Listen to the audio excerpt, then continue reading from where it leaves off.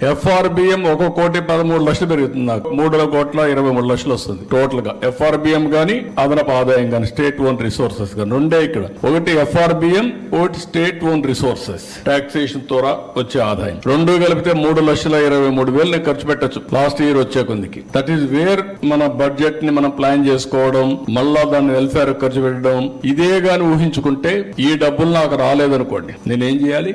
అప్పు చేయాలి. అప్పు చేస్తే ఏమవుతుంది? సర్వీసింగ్ చేయాలి. డెట్ సర్వీసింగ్, అప్పు కట్టాలి, వడ్డీ కట్టాలి, మళ్ళా దానికి అప్పు చేయాలి. కంటిన్యూగా నిరంతరం డెట్ ట్రాప్ లో చిక్కకపోయి కడానా డబ్బులు ఇచ్చేవాడు ఉండడు. అనేక సమస్యలు వస్తాయి. This is the beauty of this. మీరు గుర్తుపెట్టుకోవాల్సింది. నేను అందుకని మా వాళ్ళందరినీ డ్రైవ్ చేస్తున్నా. అన్నింటికంటే క్రూషియల్ అభివృద్ధి.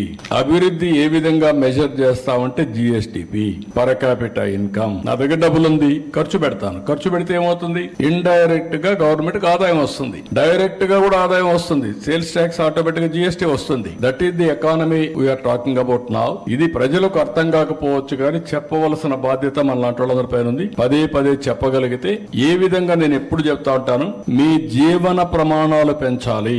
జీవన ప్రమాణాలు ఎప్పుడు పెరుగుతాయి? నా ఆదాయం పెరగాలి, వెల్తీ, హెల్తీ, హ్యాపీ.